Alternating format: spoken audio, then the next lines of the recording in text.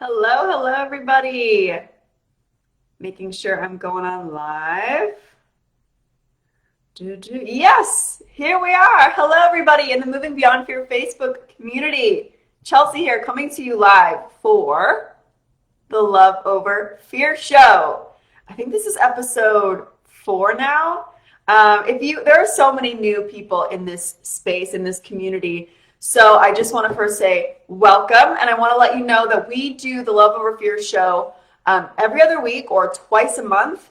And think of it as like a talk show meets podcast, meets hanging out with us, meets TED Talk rant, meets educational series. We really wanted to do this show for you because we know that you can deeply love your partner and deeply care about your partner and carry all of this fear at the same time. Like you're holding both. Like I love and I care about my partner and I'm terrified. We know that that happens, and we know that that is kind of what characterizes relationship anxiety. And so we want to help you choose love over fear every time, to live a life led by love instead of led by fear. We want to help peel back the layers, help shine a light on the fear so that you can choose love and make your choices and your decisions from a place of love instead of constantly having fear calling all the shots in your relationship, in your life, and in your decisions. And that is like the most powerful thing that we can do in this life, is to choose to walk in love instead of fear. So today's topic is probably one of the hottest topics in the ROCD, relationship anxiety community, because so many of us get so afraid and distressed and anxious about not feeling love or affection or attraction for our partners. And the anxiety makes us believe like, if I don't feel this certain way from my partner, then maybe this isn't really ROCD, and maybe I don't really love them, and maybe I need to leave, and maybe there's something wrong with me, maybe there's something wrong with my partner, maybe I need to find a new partner. You ever been there? I can almost guarantee that anyone watching this has been there, and that's why I'm doing this topic. Today's tea is a matcha latte. I'm a tea drinker, not a coffee drinker. And if you're joining with me live, say hello. I see some peeps watching. So we're going to untangle, unveil, uncover this experience of not feeling love, and not just that, but why it fuels the anxiety, and why not feeling love just like freaks us out.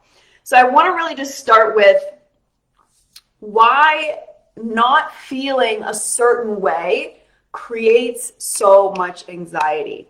So first of all, something that, and y'all, you better take some serious notes, because this is the stuff I share with my private clients. So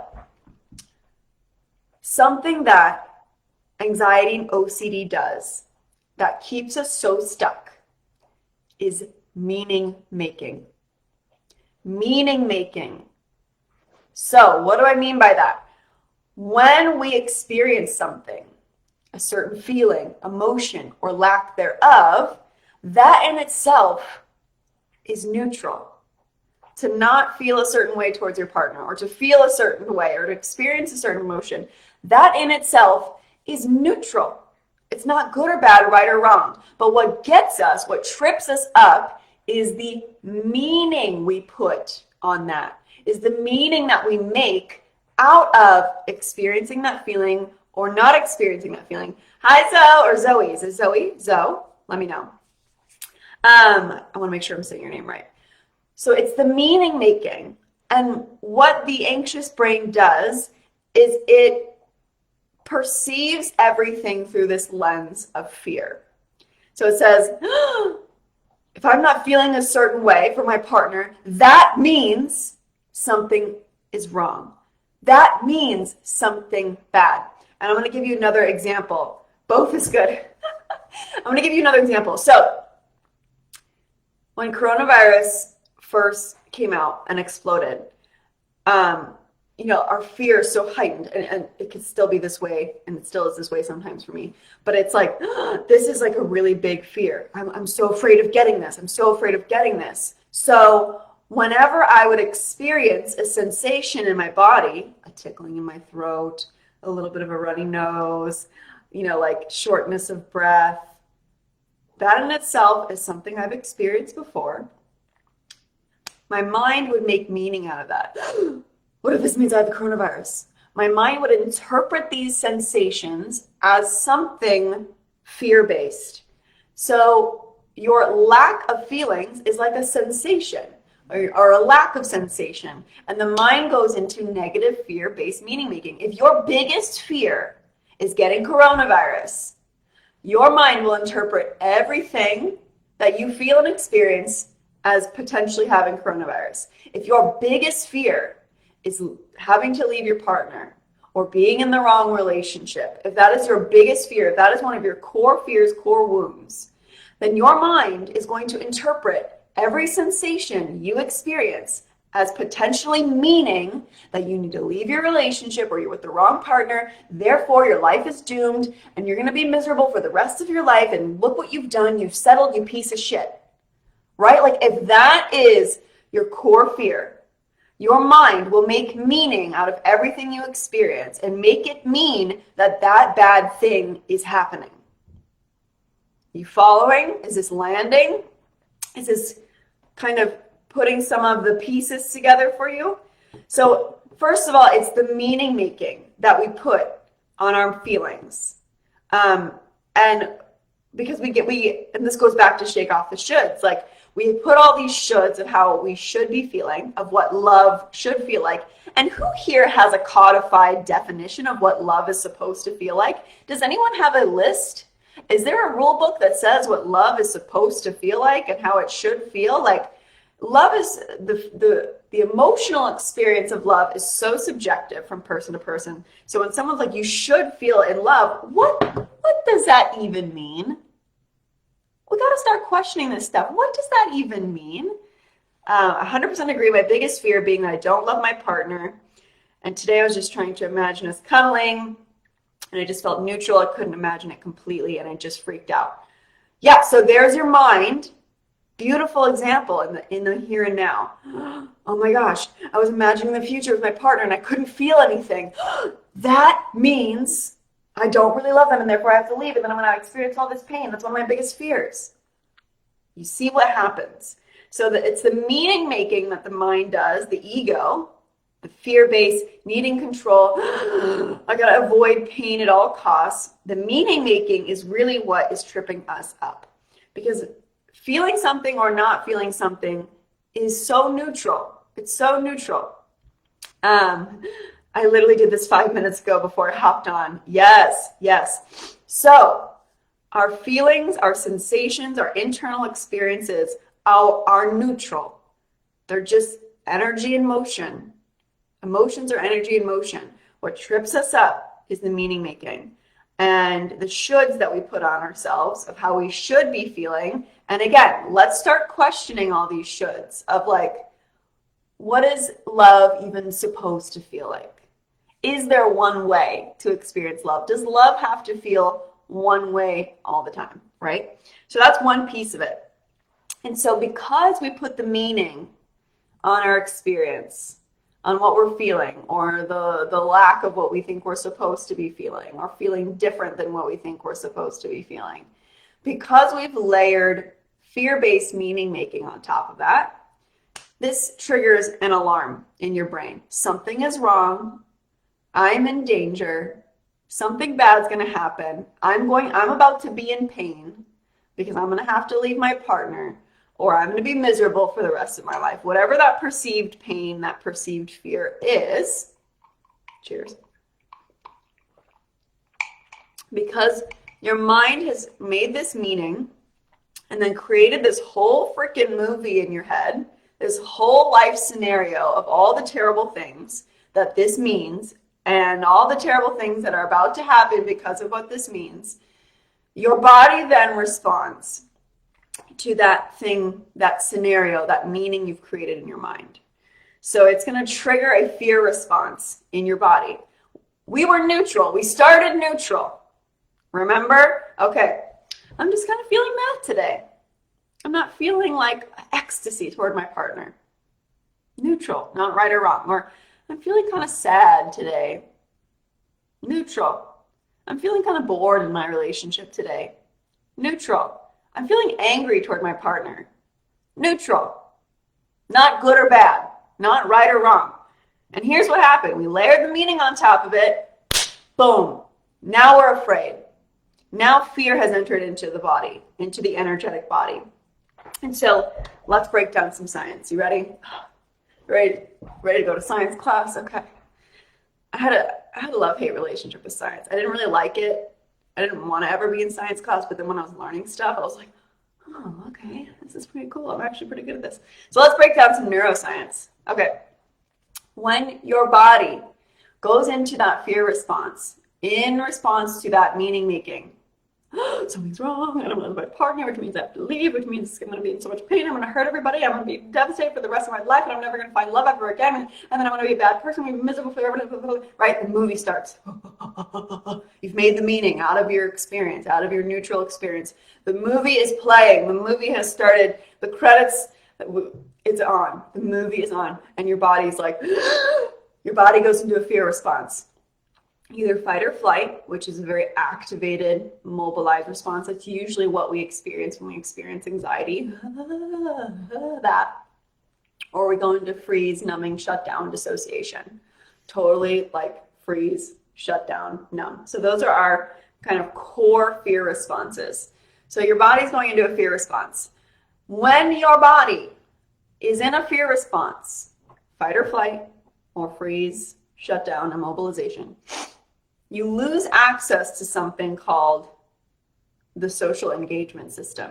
This is a system in your nervous system that allows you to connect, bond, experience intimacy, sex, attraction, connection. All of that happens every day. Yes, we are with you. You lose access to that system. You become disconnected from your social engagement system. And your social engagement system is what allows you to connect and feel love and feel bonded, right? We can only access that social engagement system if our nervous system is in safety mode. If we are not in a fight or flight or freeze, if we are not in an activated survival state, fear response. So what usually happens is we make the meaning, triggers the fear response, we feel even more disconnected from our partner. So then we make more meaning out of that. We've lost access to our social engagement system, so we can't feel connected to our partner. So then we layer more meaning on to that, saying, see, I'm still not feeling connected to my partner, even though I'm trying. I'm not feeling connected. Why am I not feeling connected? That means I really have to leave this. The mind goes a million miles a minute. I've been there. So we've layered more meaning on top of the fact that we are not in our social engagement system, thinking that it means that must mean we really don't love our partner. We really have to leave. We're really in the wrong relationship.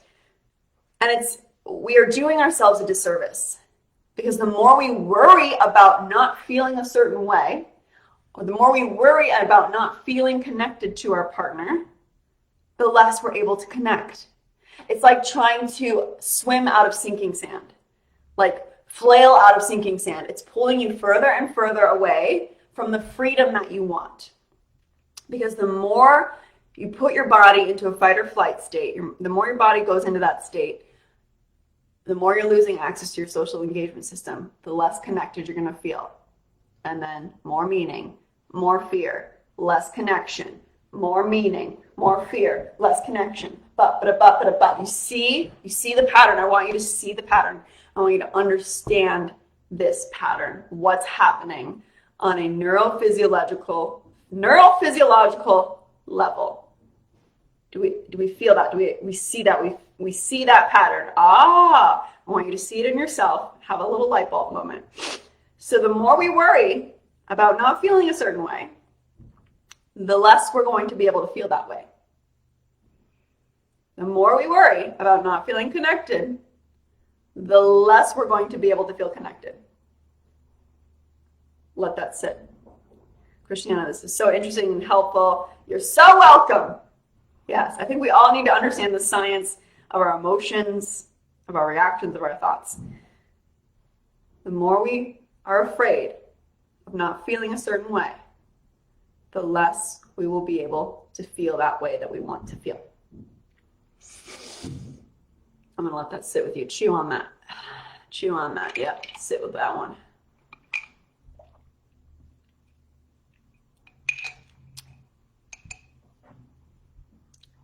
The more you're afraid of not feeling connected, attracted, in love,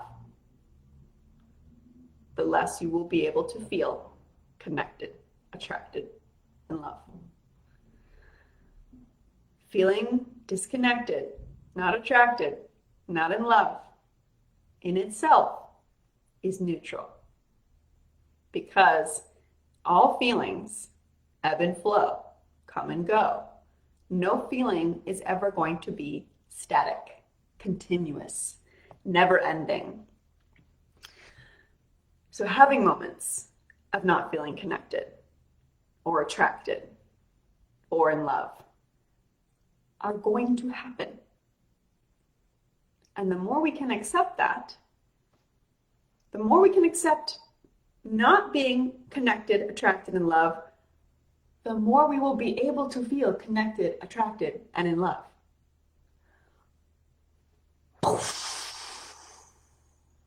Paradox.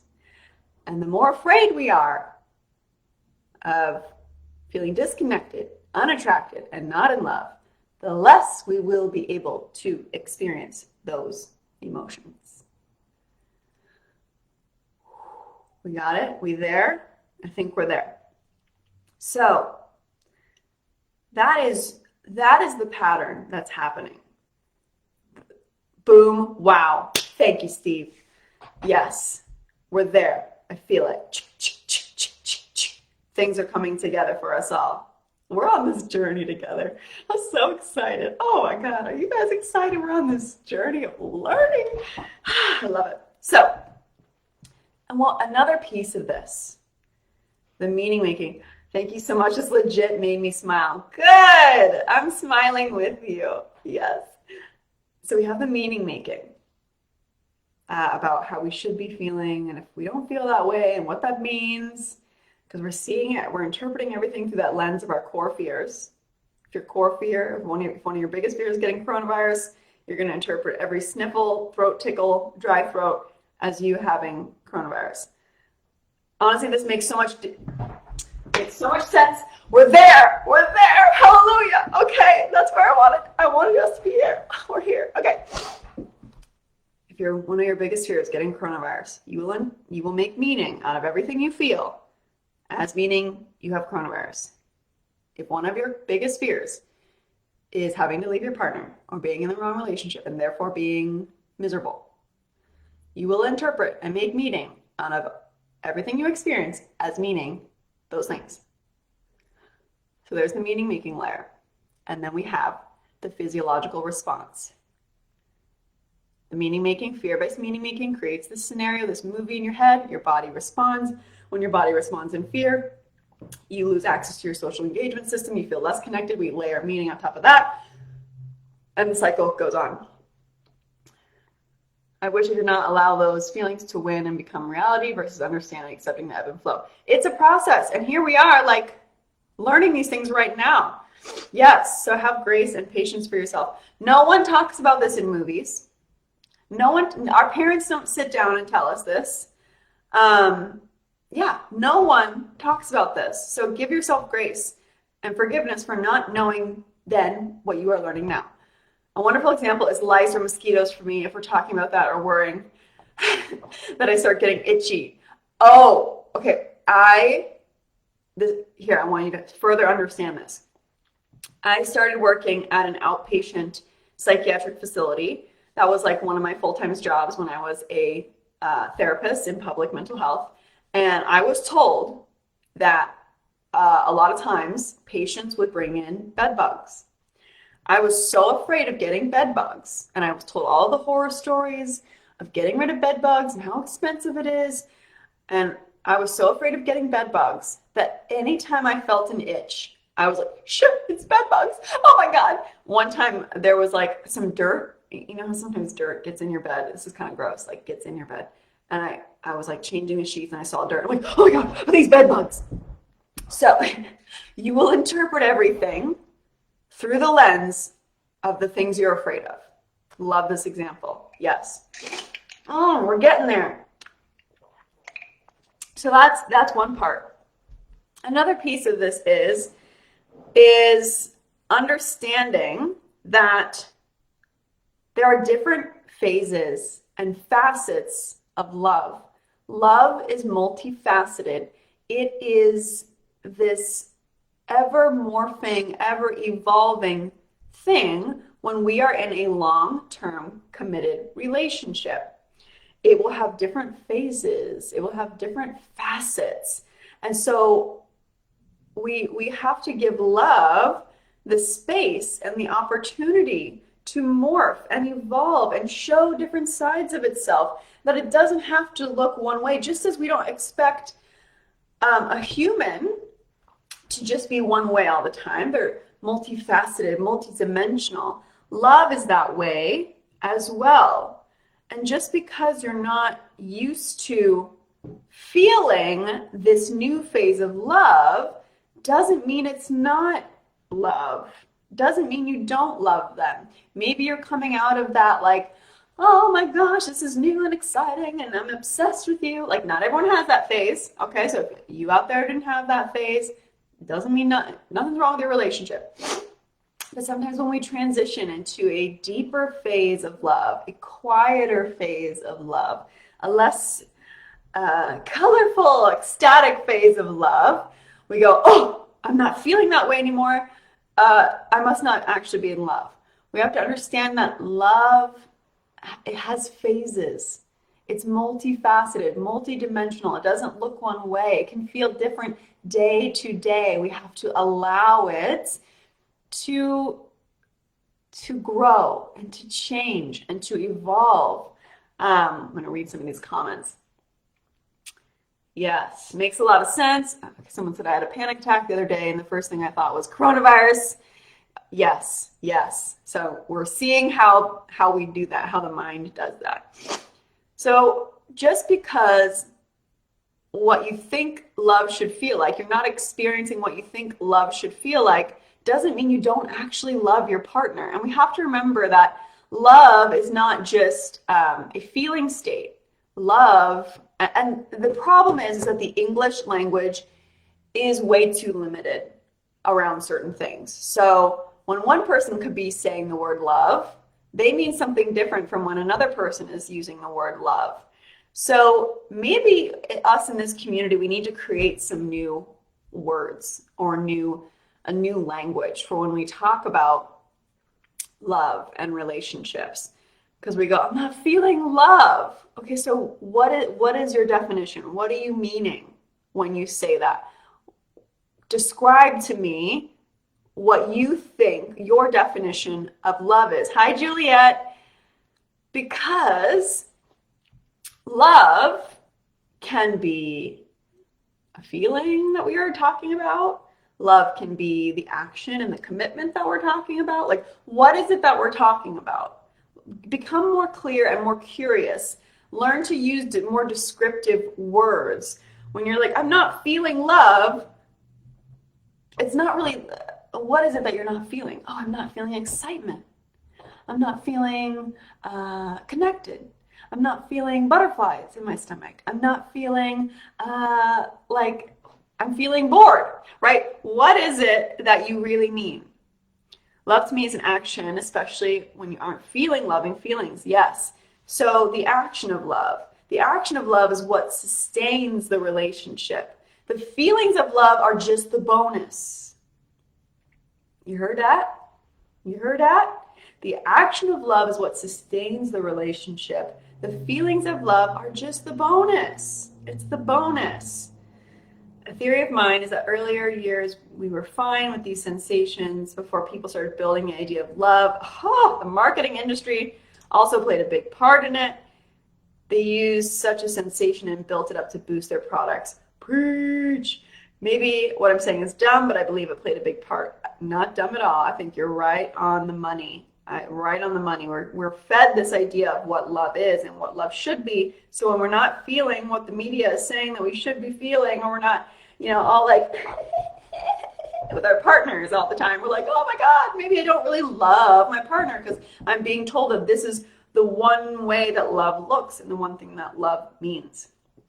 So when we understand that love is multifaceted, that the action of love is what sustains a relationship, and the feelings of love are the bonus, and the feelings of love will morph and change and evolve and ebb and flow and come and go, just like the waves on the shore. When the waves pull away, we don't freak out and say, oh my God, what if the wave never comes back? We trust, we know that the waves will come back when they pull away. And we'll get that lovely feeling of the waves trickling in on our feet and our ankles. Oh, and we enjoy it, and they go, and we're like, I can't wait to, this is all just so lovely, right? So, love ebb and flows. Love morphs and evolves. Action of love, feelings of love.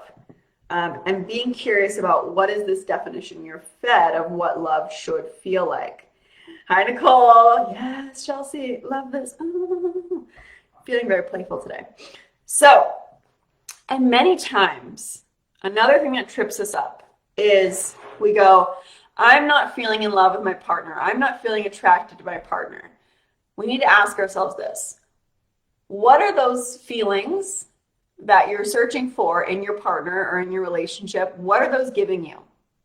And many times, feeling in love, feeling attracted, feeling about your relationship is really about wanting to feel alive. Feeling attracted, in love, those are the things that make us feel alive. And we look to our partners, our relationship, to give us that sense of aliveness. And when we don't have that sense of aliveness from our partner or our relationship, we freak out, we blame our relationship. We are looking outside of ourselves to find what is our responsibility to cultivate within us. If you are wanting to feel in love and attracted and infatuated, you really want to feel alive.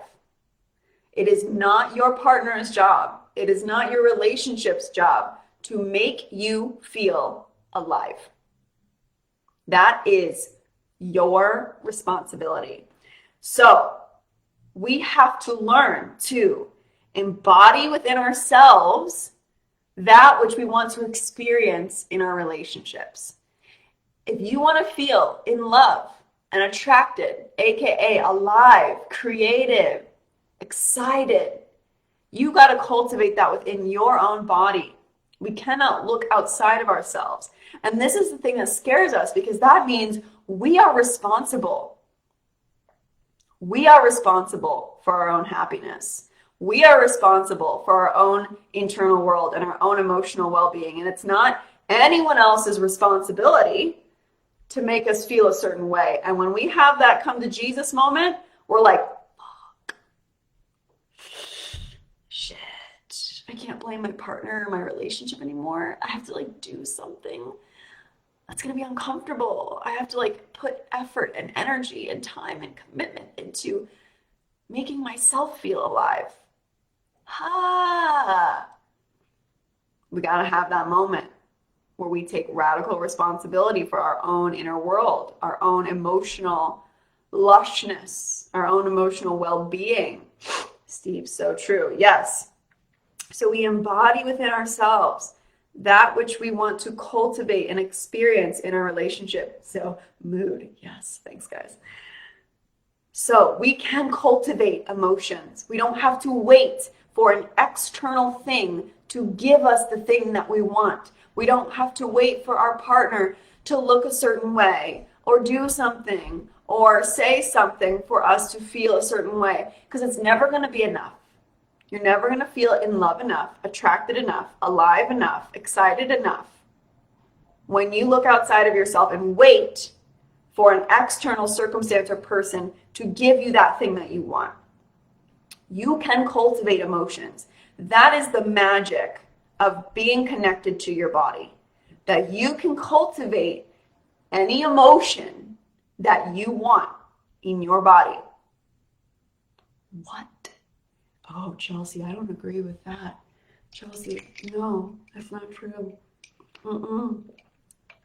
It's not true. It's just my relationship. I'm in the wrong one. And as soon as I leave, I'll be perfectly happy and free of anxiety, and I'll never have insecurities or doubt myself again. It's just my relationship. As soon as I leave and I find a more attractive partner, I swear everything will be better.